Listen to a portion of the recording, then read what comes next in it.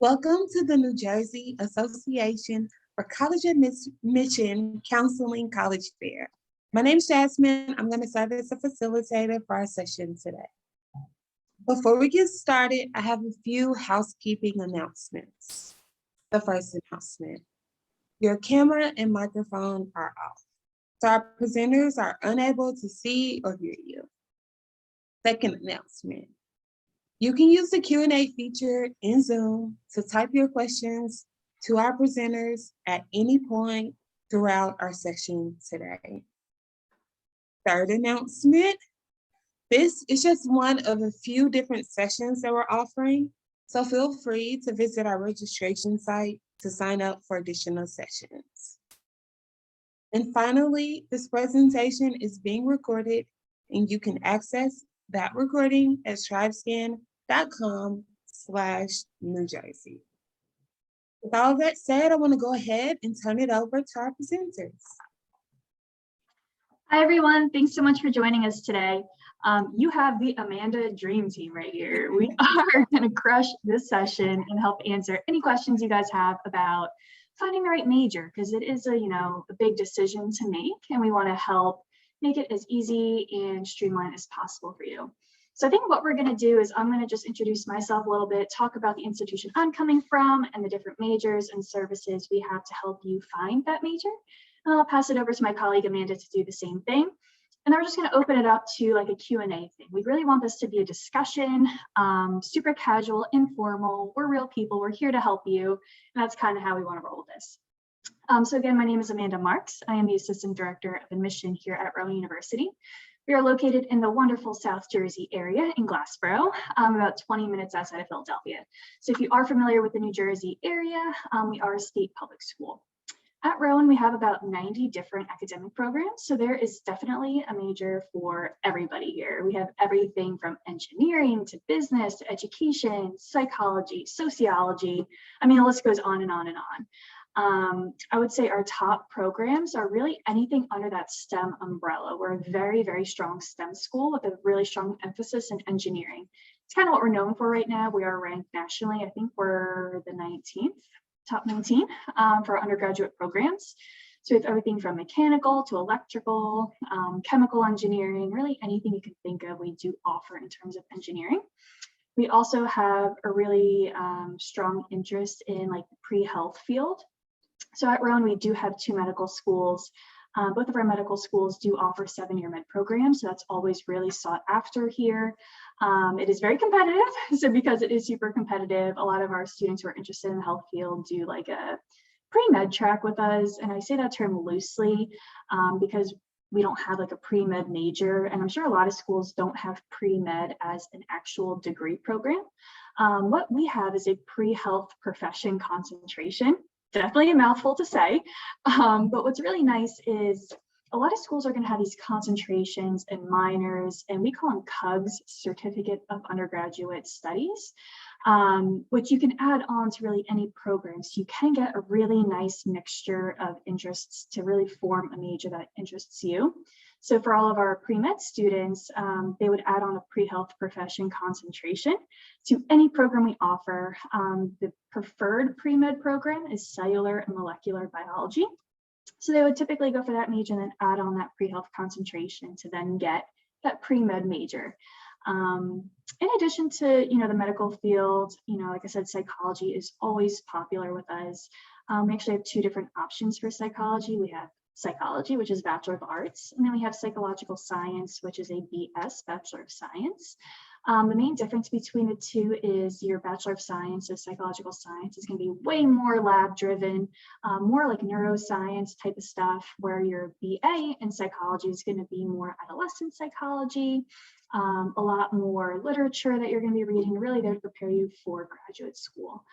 So just off of the few things I've already talked about, you can tell that there is just a lot of different options, even within majors.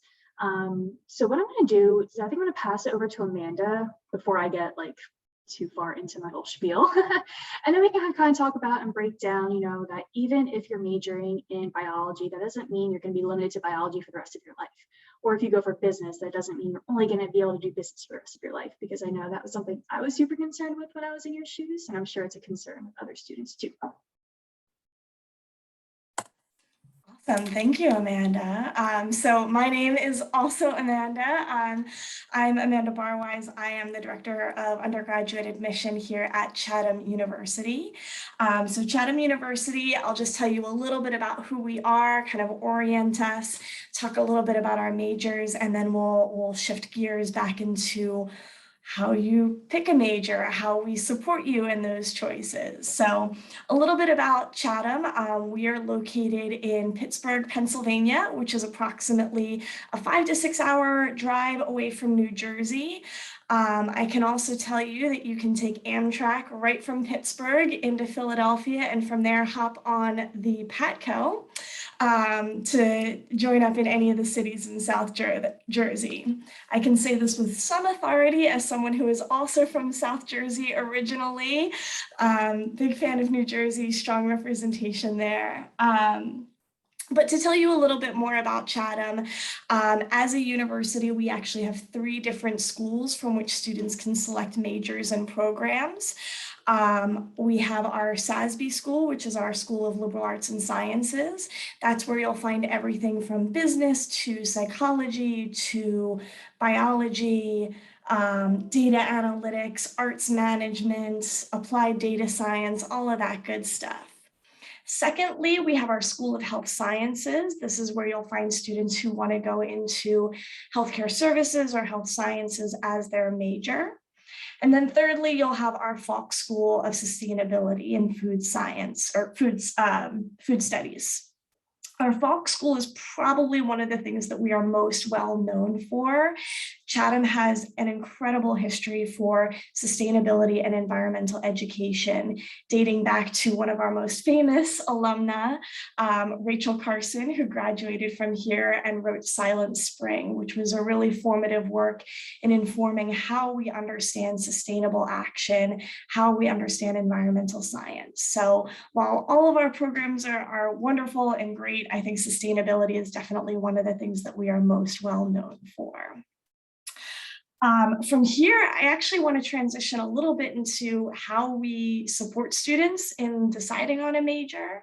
At Chatham, lots of our students, as I'm sure is the case at Rowan, come in knowing what it is that they want to study. They want to go and pursue biology, or they want to study mathematics.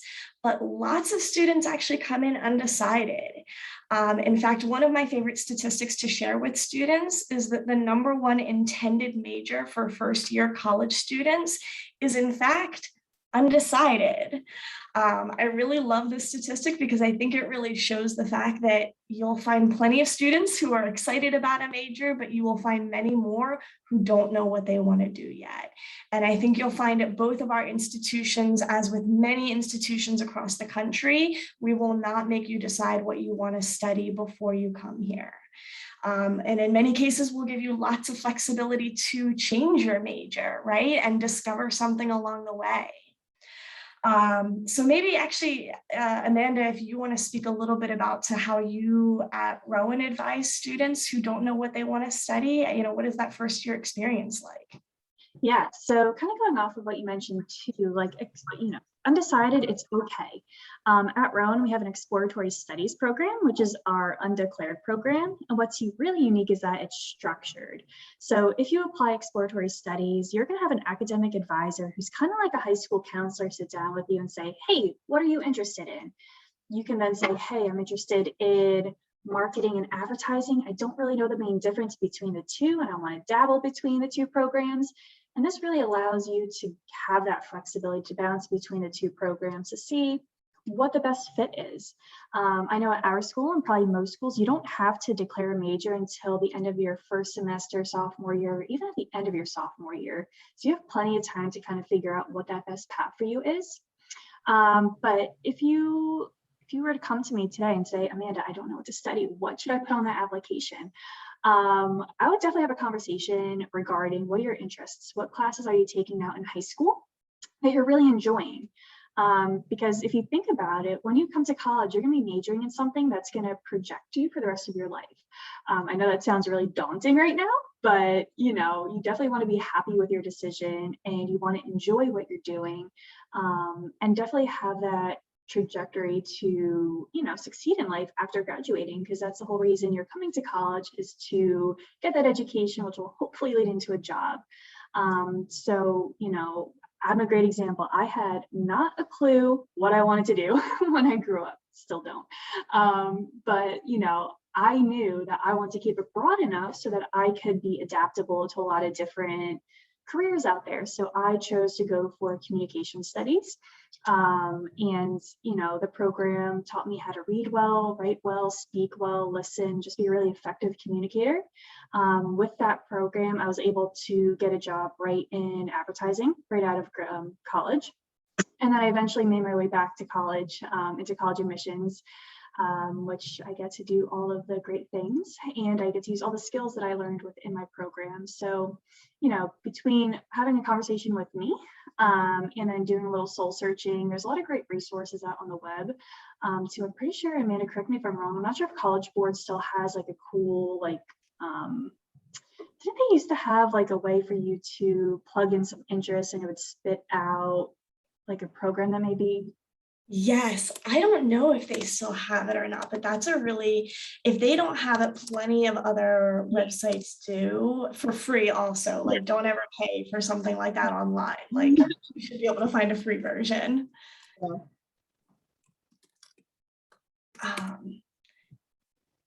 In fact, I was just going to search to see if I could find anything on College Board.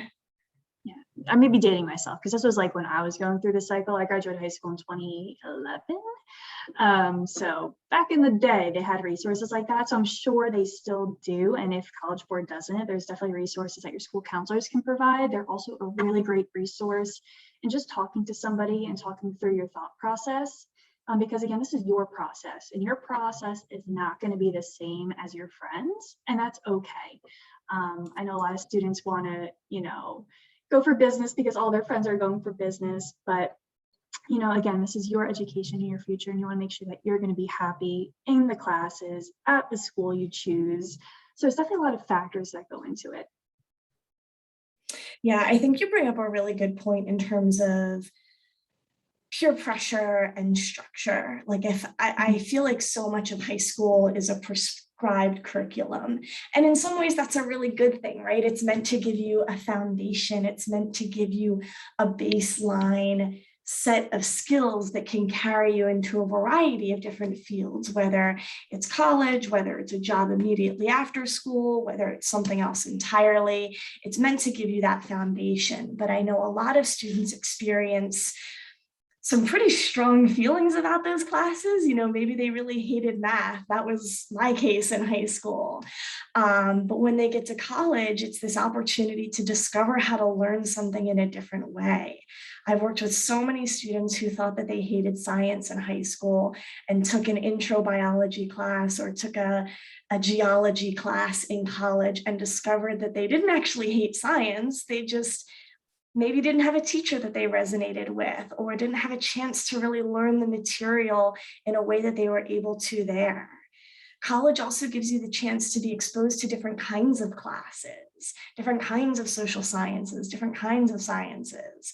I don't know how many high schools offer geology as a class, but lots of colleges do, and it's a super interesting area of study. Similarly, not a lot of schools offer political science in high school, but that is a really, really common major when you get into college.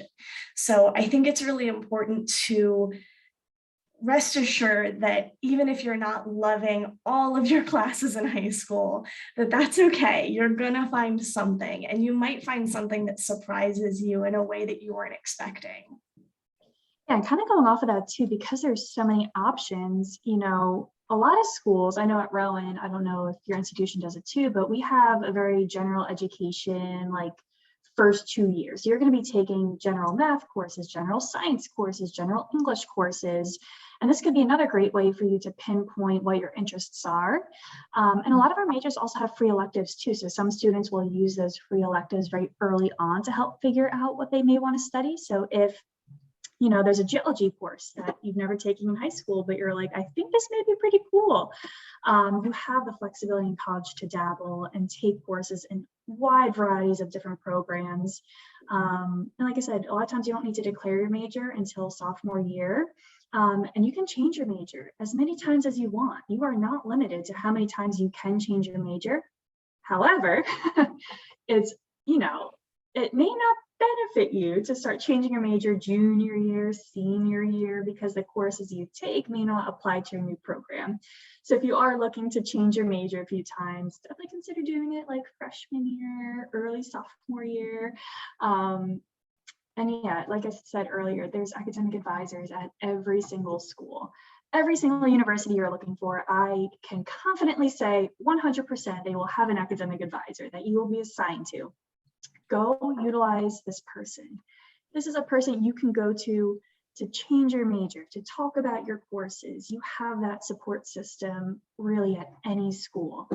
So if you are unsure in the slightest bit, like, is this English program a good fit for me or not? Go talk to your advisor. Or you can always talk to your professors too. Your professors are going to be a really great resource in helping you find that right fit. My professors were a huge influence on my education. If it wasn't for the professors I had, I don't think I would have continued with my program. They were phenomenal. And you're going to find that right fit, just like you find the right fit with college, with your major, based off of professors, the students in your class. Like, it's going to click, and you're definitely going to know when you find that right program, right class to kind of project you into that major. Yeah, I think you bring up a really good point in talking about mentors and the importance of having people that you can look to and ask questions.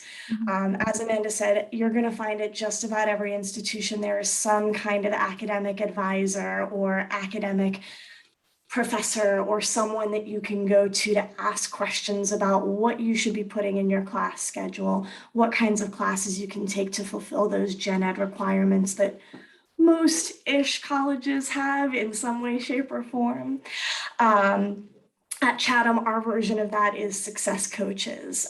These are individuals that stay with you for your freshman and sophomore years. They are there to answer anything from, what is this symbol on my class schedule? Does this mean a building? Does this mean a room? How do I get there? How do I find this place?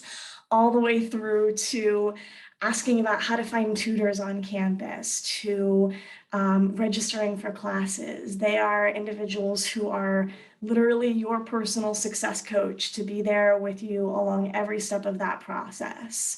They are also on the younger side. It's not staff members like myself, it's students who have been through this somewhat recently, and I think are probably much more relatable when it comes to the nerves of picking classes and trying to sort out what it is you want to do. But I think mentors, in whatever shape or form they come in, are really people that you should look to. Reaching out to faculty is a great way to start to figure out what you might be interested in studying. As you're going on your college search, to the extent that you're able, that's something I would highly encourage. If a college offers an opportunity for you to meet with faculty members as part of your visit, or they offer an academic fair as part of an event. I know in this virtual COVID environment, that has looked very different over this last year, but many of us are trying to make those opportunities available to you. And I would highly encourage you to just reach out, get a sense of the faculty. Are they engaging? Are they going to answer your questions? And then certainly when you're at school, they will be much more accessible to you. They will have open office hours. They will have email addresses, and many will share their phone numbers with you, because they want to not just be instructors, they want to be mentors. They want to be there to coach you and support you on your academic journey. You bring up a really good point about reaching out to professors even before you maybe are admitted to a school, or if you're looking at a school or deciding, should I be going to this school or not?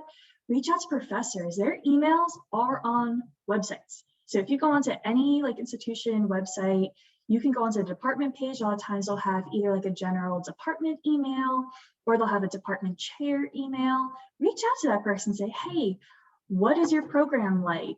If you have a list of questions, what's your class size? Where do your students go after they graduate? These are really great resources for you to take advantage of.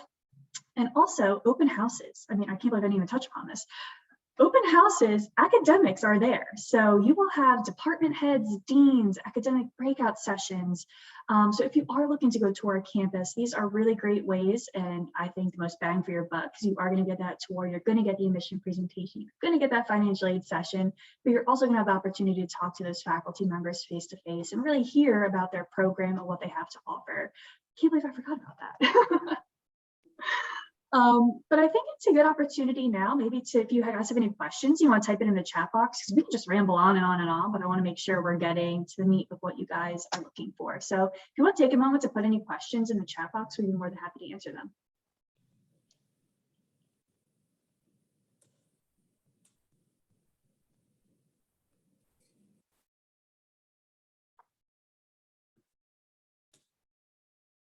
Amanda, what did you go to college for? I thought for political science or international studies and graduated with sociology and Spanish. So what made you switch from what you thought you wanted to what you graduated with? It was exactly what you spoke to, faculty. I had a wonderful faculty member. I took my very first sociology class with him and was like, this is it. I have a vocabulary now to talk about all the things, all of the social inequities and injustices that I had been seeing. Sociology gave me a vocabulary with which I could articulate that and understand it. And that was really instrumental in helping me shift away from political science to sociology. In fact, I took most of my classes with that faculty member. He was instrumental. What about you? So I went for communication studies. Like I said, I had no idea what I wanted to do. I thought I wanted to be a history major. And then I had my parents, chirping in my ear, what are you gonna do with a history major? What are you gonna do as a career? So I ended up going for comm studies and then I minored in history. So that's another thing too to consider is, even if you're unsure, keeping it broad is always really great. Sociology, that can be applied to anything, right? I mean, communication studies, speaking, understanding, listening, that skill can be applied to any career. Same with business. Like you may think that because I'm going for business, I have to stay within the business field, and that's not the case. You can work for a nonprofit organization doing outreach. You can do sales if you want to do sales. There are so many layers to careers that it's always, a thought to maybe work backwards. So if you want to be a lawyer, reach out to some lawyers and say, hey, how did you get to where you are? What programs did you go for? What school did you go to? And just start working with the end in mind. I told my best friend to do that, and that's what she did. And it's kind of how she got to where she is. So yeah, I hope there's some questions. Yeah, we got a couple questions in. So the first one that came in was, does changing your major affect you financially? Do you want to take that first, Amanda? Sure. So on our end, absolutely not. And I'm sure that's the case with most schools, if not all. When it comes to like financial aid through your FAFSA, your major is not going to determine what you're going to get financially. There are some scholarships. So if you're applying to specific scholarships that are major related, that can affect things.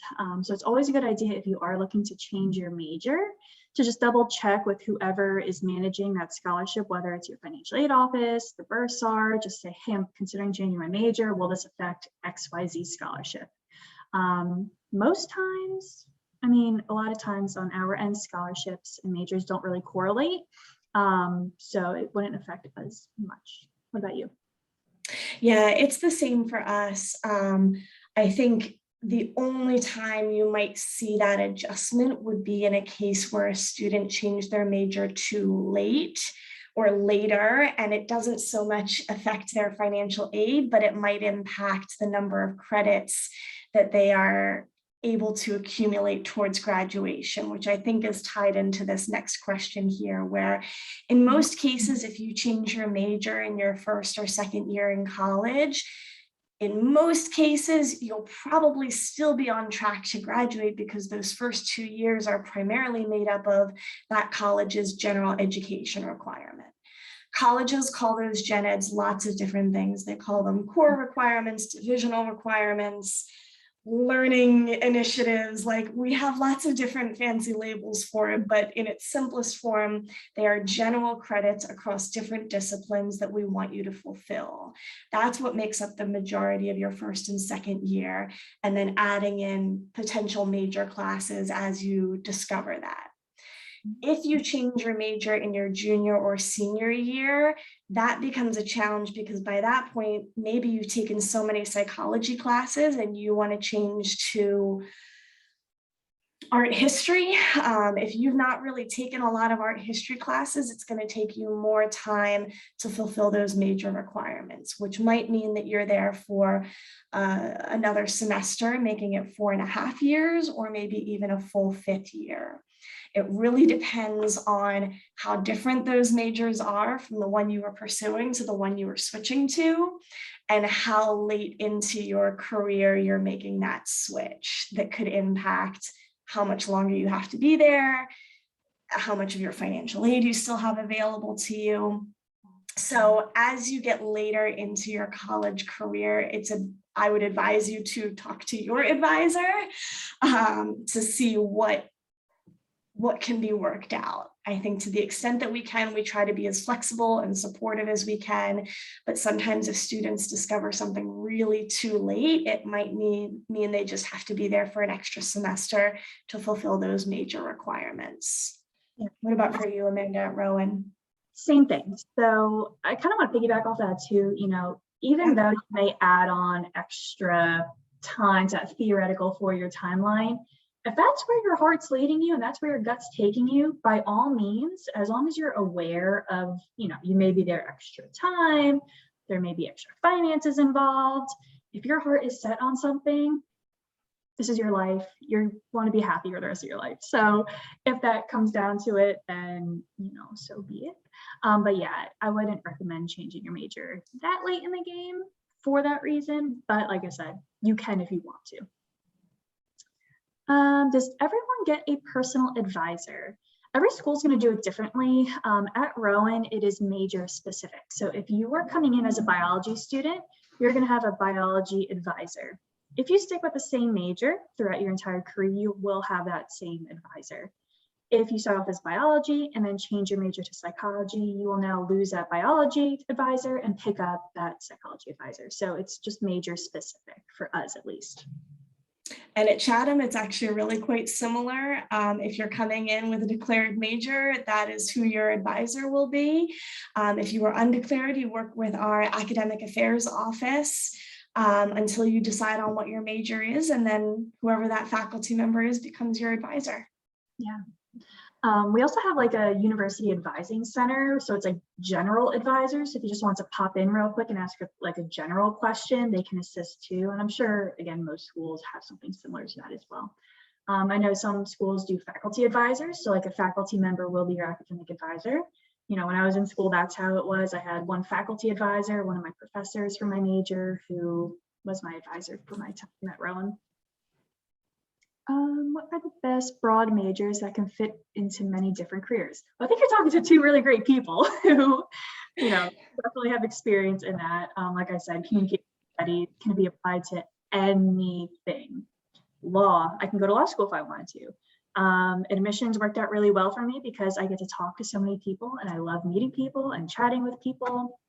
It taught me to be a good listener, which is a great skill that can be, applied to any program.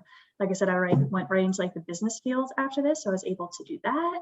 I worked in a private communication sector, so I did like digital communication. I interned at a marketing firm, so I did a lot of cool stuff with my major. And I'm sure you did cool stuff with sociology too, right? Oh yeah. But I think this is a really interesting question. I think across our schools, you're going to find lots of popular majors like business and psychology, I think, tend to be among the most popular. But to be honest with you, I think the major that's going to best set you up is one that you're excited about, because the fact of the matter is life after college is much less linear and much less predictable than it was even a generation ago. There is a projection that your generation and the generation before you will have anywhere between 8 to 12 different jobs by the time you're 40 years old. That is both really exciting, but also I think really scary, particularly because many of your parents probably came, or even grandparents came from a situation that was much more linear and much more stable. You graduated college and by and large, you stayed in similar jobs or in the same career for the majority of your working life. You all are entering a job market that is infinitely more changing, I guess. It is changing constantly. It is an infinitely more global market. So you all have to be prepared to make those transitions more regularly, both because I think it's what people want to do now, but also because the market rewards it. The market rewards people changing jobs every couple of years. So I think in some ways that can feel really intimidating, but it can also feel really freeing, because you are, unless you're going into medicine or law or something like that, you are not tied into one career. Many people start in their first job and realize there are these things I really liked in this, and then there are these things I didn't like, and they take that into their next job. And they figure out what they like there and they take that into their next job. I think that's an important thing to keep in mind, both in terms of life, but also in terms of your major search. It's about a process of self-discovery, a process of figuring out what it is you like and what it is you don't like, what it is you excel at and what it is you struggle a little bit more with, to help you start to refine and build a path for yourself, which is super cheesy and can feel really intimidating, but I think can also feel really freeing, that you are not tied into being a biologist for the rest of your life if you major in biology. You can do lots of different things with that. Yeah, I don't know. I feel like that seems to resonate with you, because you've done a lot of really cool things after graduation, and even it sounds like in school with your internships. Yeah, actually one of my roommates too, she went for chemistry and she works for a cosmetic line now, not doing chemistry, but communicating with chemists. So it's always a cool idea to also look at current job postings and see what skills they're looking for. And think to yourself, can this degree give me those skills that I need to fulfill that job? Because a lot of times the skills that they're asking for aren't going to be like, can you do this equation? Or can you do, this marketing plan? They're going to be looking for people who can be organized, which I know sounds corny, but college is really going to teach you how to be organized, and programs are going to give you that organizational foundation that you're going to then take on to other careers. So definitely look at those skills that they're looking for to maybe help kind of pinpoint a direction for you as well. Yeah, for sure. One of my friends at Bryn Mawr, which is my alma mater, graduated with a degree in psychology and political science. She worked at the FDIC for a number of years doing, I don't know, financial stuff. I am not into finance. She then worked for the Hillary campaign for a little while, and then started her own startup that seeks to educate people on the political divide and how we can reconcile through that. I think if I can offer any advice as you're on your search, see if colleges are offering alumni panels or alumni conversations. Those are great examples of that sort of non-linear journey of graduating from college, discovering something wholly surprising and letting that take you on a different path. Or can be an affirmation for those students who came in, knew they wanted to study this because they wanted to go on to pursue X career, and they have stuck with it 100%, right? Hearing those stories and how those colleges supported those individuals through that journey can be really invaluable to understanding what that might look like for you.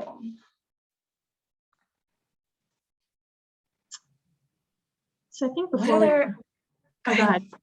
I was just going to ask if there were more questions. I was going to leave like a final thought on my end. Yeah. I want y'all to know that it is okay not to know. It really, really is. You know, what you put on your application does not have to be what you graduate with. A lot of times when you apply to school, there's no separate admission requirements for different programs, meaning you can apply today for sociology, and then over the summer, say, hey, Amanda, I think I want to change my major to history. And you can very easily do that too. So you can change that major even before you start at Rowan. So you're not locked into what you put on that application. It's okay not to know. You have so many resources. And I think as long as you're thinking outside the box, you can definitely kind of gauge where that path for you is. Utilize those professors even before you commit to a school. Ask to sit in on a class to say, or to get that sense, like, do I fit in here? Can I like flourish in this classroom? Can I connect with these faculty members? Because you are paying for the seat you are sitting in. It's not like high school. You are paying a lot of money for that seat. And you want to make sure that you are going to enjoy your time. That's really what it boils down to. It's just you enjoying your time, because college is such a great experience and it is what you make of it. So even if you don't know, it's okay. Get involved outside of the classroom. You can still fulfill passions, even if you're not majoring in that area. You can still get involved in dance clubs or music clubs or history clubs to still kind of get that zest of what you're looking for while majoring in something else. So there are so many ways to intertwine your interests in college. Yeah, for sure. Building off of that, I would just say talk to people. You know, talk to your friends, older brothers and sisters, hear what they're studying in college. What do they like? Talk to older cousins, ask what they majored in and how they got their first job, or what they really liked about their first job that got them to where they are now. Talk to people who are older than you about what they're studying and ask what they like about it and what they don't like about it, and see if that resonates with you. None of it might, but some of it might. You know, you might discover a class or a program of study that way. So don't hesitate to ask questions, because I can guarantee most of us are still trying to figure out what we want to be when we grow up, right? We're all still trying to figure that out. So just ask questions. Don't be afraid to, because there is no such thing as a dumb question. And I think the more we can be transparent about the things that we don't know, the more we realize we're all still figuring it out. We're all works in progress. We're all still figuring this out. Absolutely. Were there any other questions, comments, thoughts? We're open books here, so you can ask anything. Do you recommend any good websites to find careers that match your personality? Ooh, I don't know any offhand. I don't. I'm pretty sure your high school counselors may have some type of like aptitude resource. I know when I was in high school, they had something like that where you can just pop in and fill something out real quick. They should have that available as well, but I'm sure there's something on the web. I hate directing people like, oh, just Google it, but I don't have any offhand that I know of. Oh, no. Yeah, I don't know of any either offhand. I was trying to find that College Board career search survey we had talked about earlier to drop it into the chat, but I couldn't find it. But I think Navions or high schools usually have, to your point, Amanda, some resource that students can try out. Yeah, and that'd be a really great starting point if you are unsure. Just see what your interests are. Even what are those psychology tests where you could find like what are they called? Like a Myers-Briggs or like the Enneagram one. Yes, those could be a really great resource too, to find out what type of thinker you are, what type of personality you are. And a lot of times they give you different, I don't want to say career, but they'll say you're a creative person or you're a critical thinker, and that may help kind of guide you a little bit as well.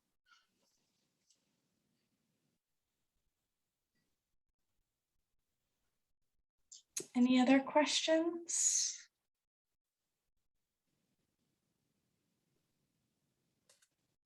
I'm going to put my contact information in the chat for anybody who wants to reach out at any point in time. With any questions, concerns, if you have any questions about picking a major or whatever your heart desires, you can always shoot me an email, and I'm going to just take that. I cannot multitask.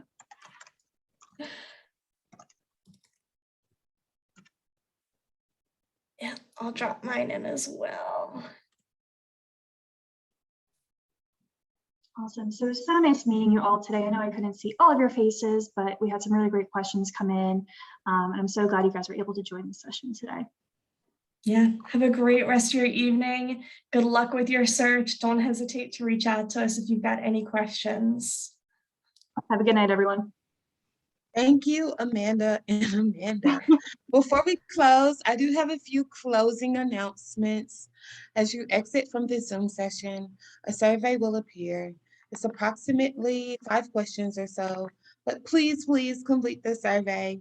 It's extremely helpful as we aim to improve our virtual college fair offerings in the future. I also want to remind you that you can visit our registration site to sign up for additional sessions. And again, this session was recorded, so if you want to access the recording, visit strivescan.com/New Jersey. Again, thank you to our amazing presenters for joining us. But thank you also to our attendees. I hope everyone has a great evening.